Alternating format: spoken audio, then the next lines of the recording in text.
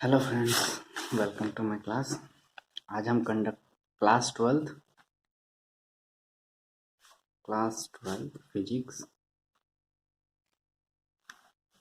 Part 2 पढ़ेंगे। इसमें हम आज पढ़ेंगे कंडक्टर्स एंड इंसुलेटर के बारे में, चार्जिंग बाय इंडक्शंस के बारे में और कूलम्स लॉ पढ़ेंगे।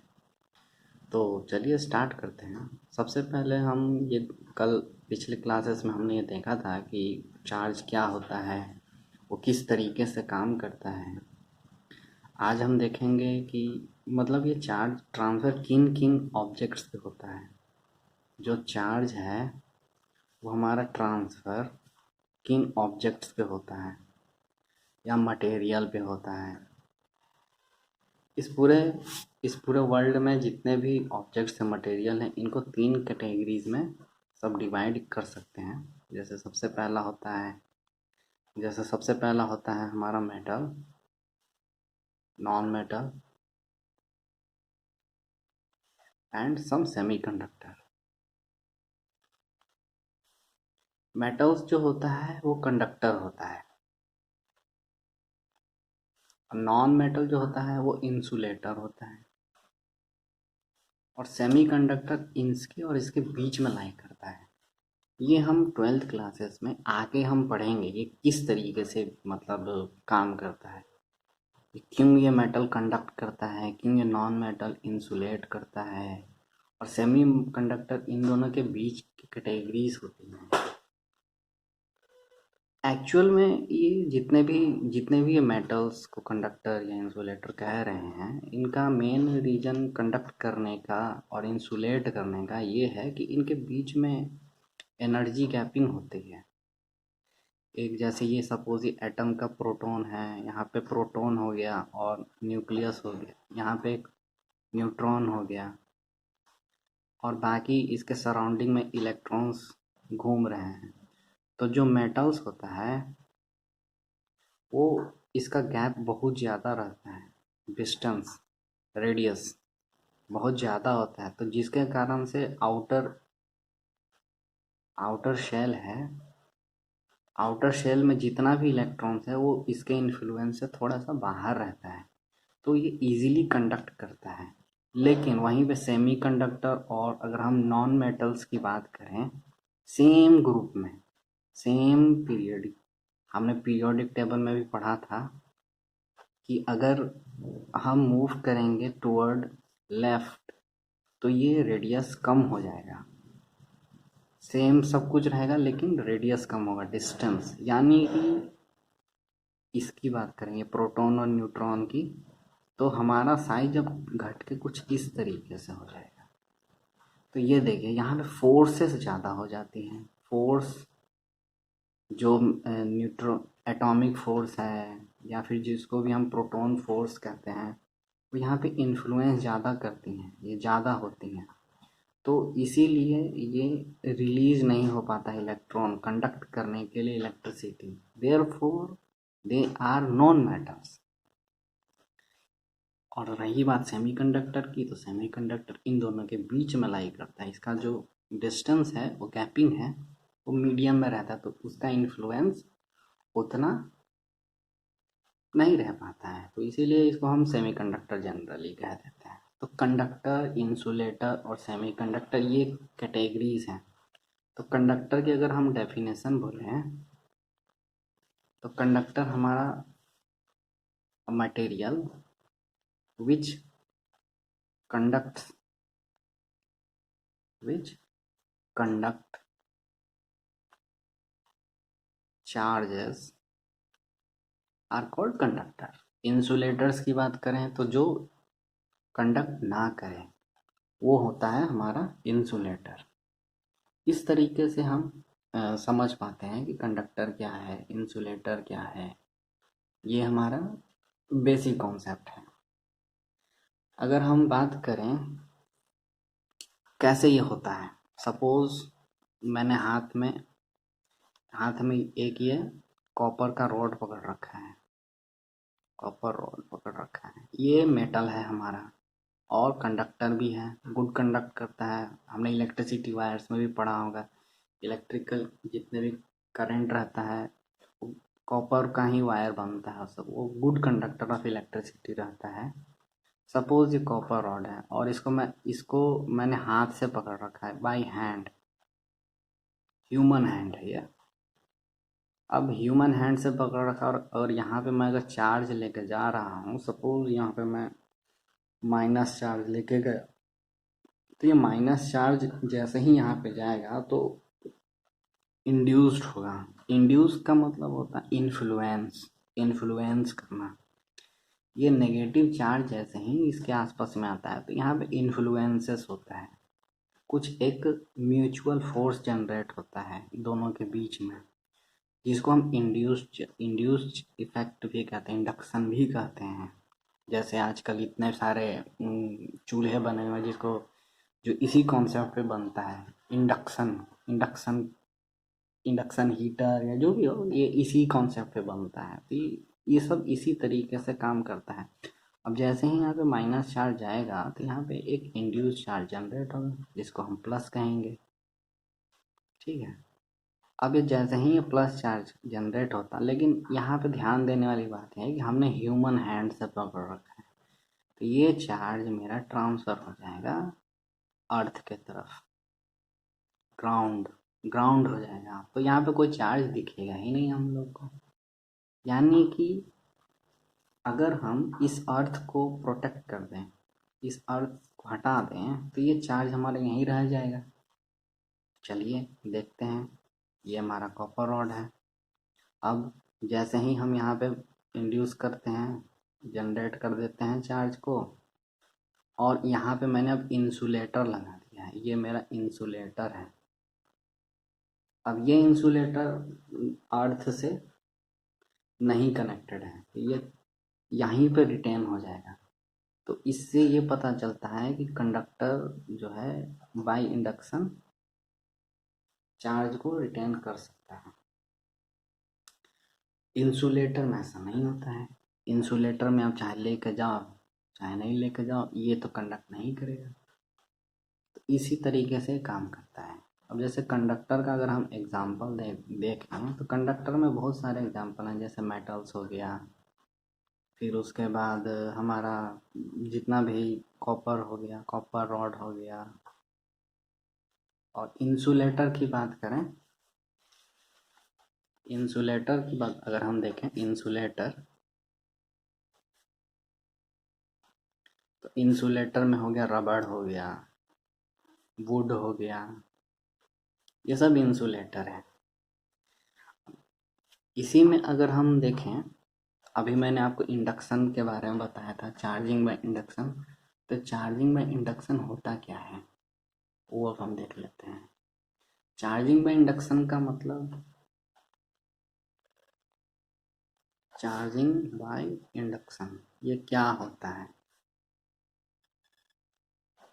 सपोज ये मेरा कंडक्टर है, कंडक्टर के अंदर चार्जेस रहते ही हैं, suppose plus minus plus minus plus minus plus minus plus minus, ये मेरा कंडक्टर है।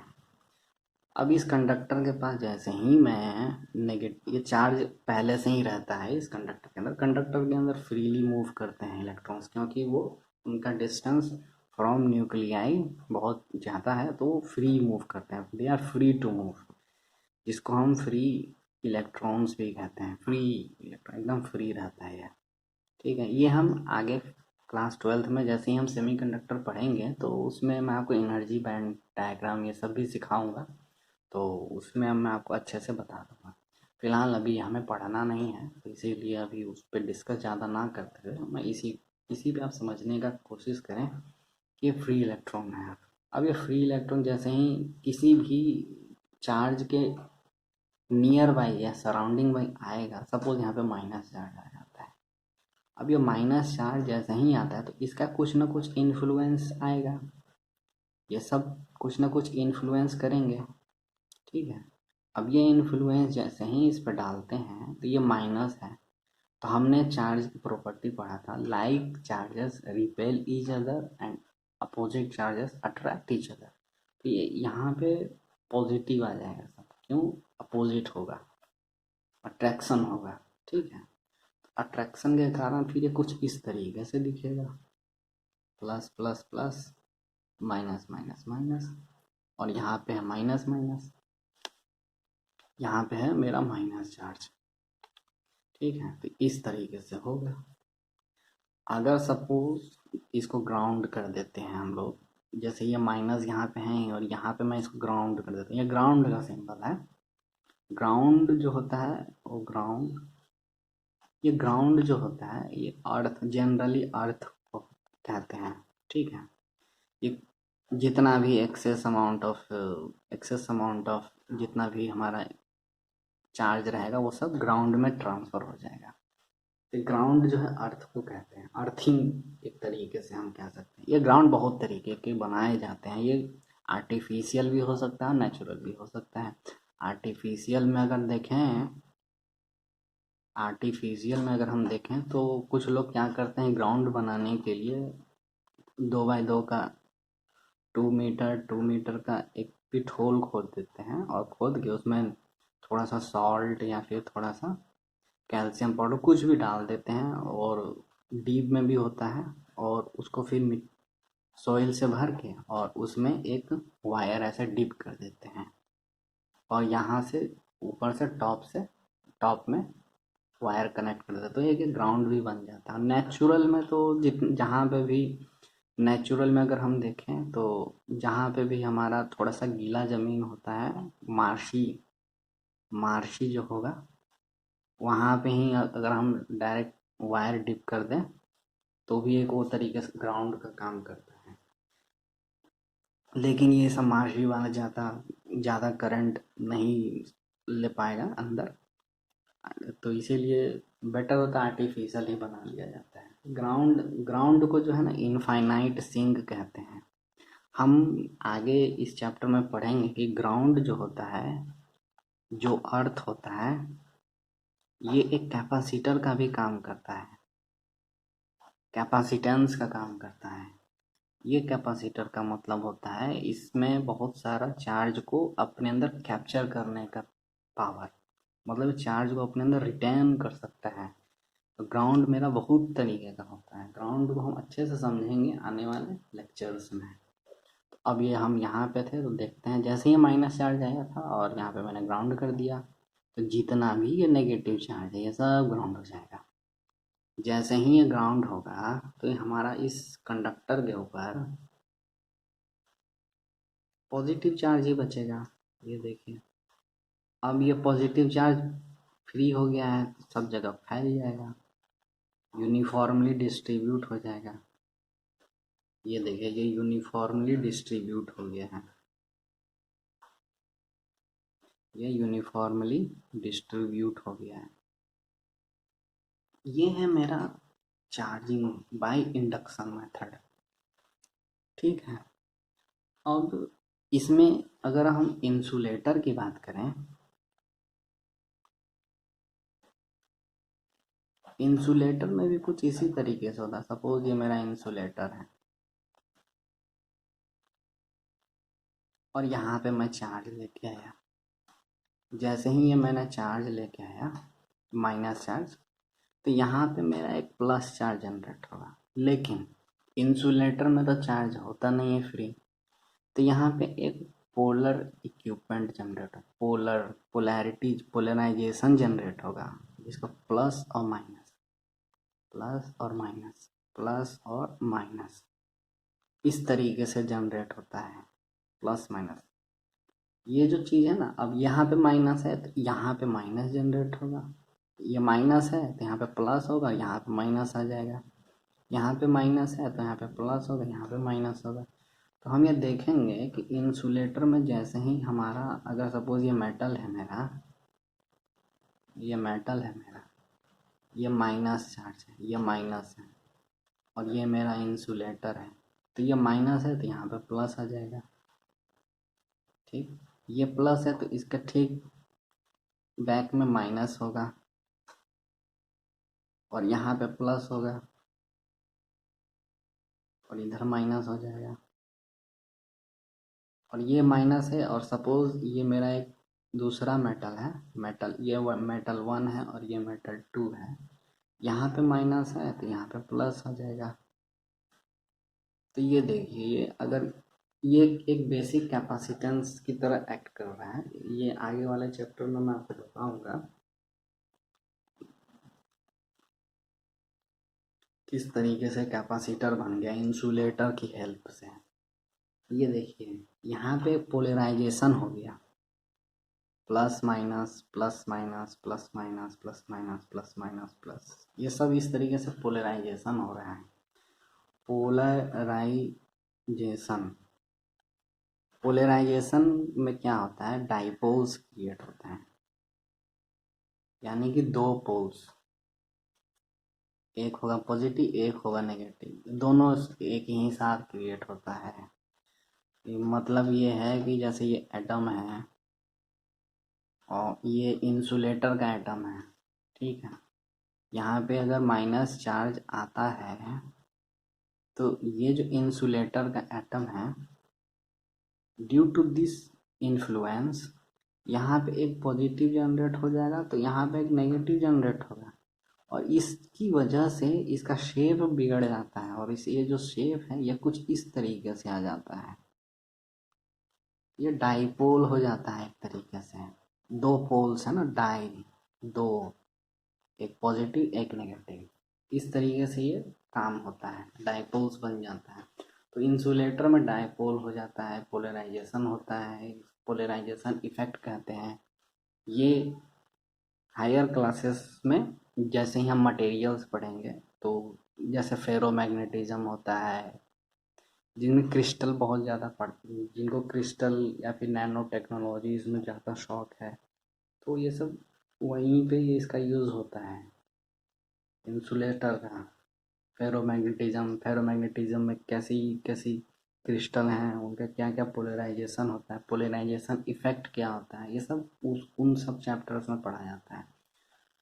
तो हमने अभी तक ये देखा कि कंडक्टर क्या है, इंसुलेटर क्या है, उसके बाद हमने देखा कि चार्जिंग बाय इंडक्शन कैसे होता है।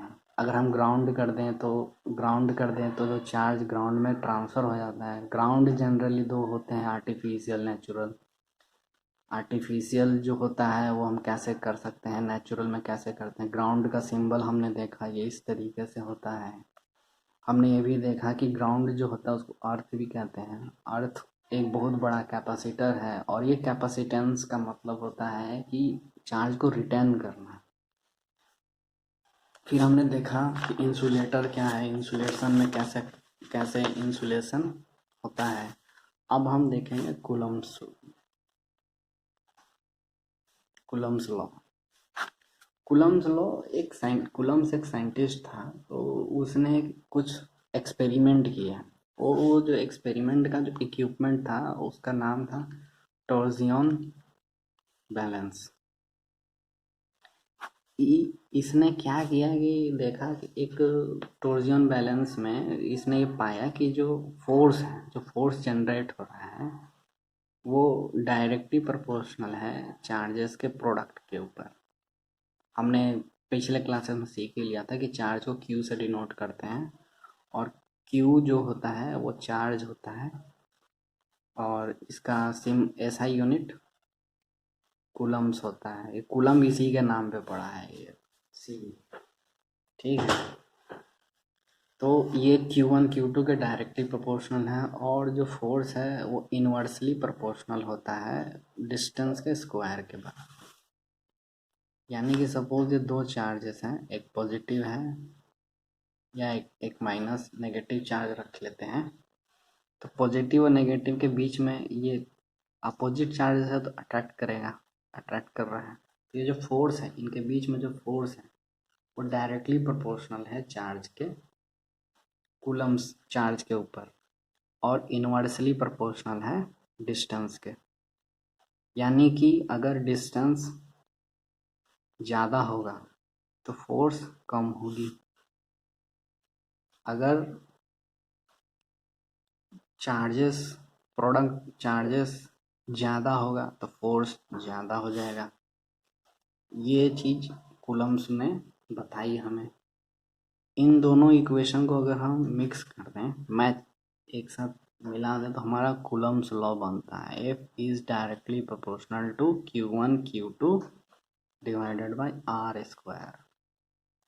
ये जो प्रोपोर्शनैलिटी कांस्टेंट है इसको हटाने के लिए कूलम्स ने अपना एक प्रोपोर्शनैलिटी कांस्टेंट रखा K, Q1 Q2 by R square, और K जो होता है वो होता है 1 divided by 4 pi epsilon naught. ठीक है, K जो होता है 1 divided by 4 pi epsilon naught होता है। ठीक है, इसकी वैल्यू होती है 8.85 into 10⁻⁹ newton metre square by coulomb square. ठीक है, 4 एक न्यूमेरिकल वैल्यू है, पाई हम सब जानते हैं 3.14 होता है, और एप्सिलॉन नॉट जो होता है, एप्सिलॉन नॉट के बारे में थोड़ा हम जानते हैं। एप्सिलॉन नॉट क्या चीज़ है? एप्सिलॉन नॉट होता है परमिटिविटी ऑफ एयर या मीडियम। ये जो होता है परमिट करता है, क्या चीज़ को परमिट करेगा भाई? फोर्सेस को। जो फोर्स होते हैं, ये फोर्स, ये लाइंस होती हैं, ये मैं आगे वाले क्लासेस में बताऊंगा कि ये लाइंस होती हैं, इसको इलेक्ट्रिक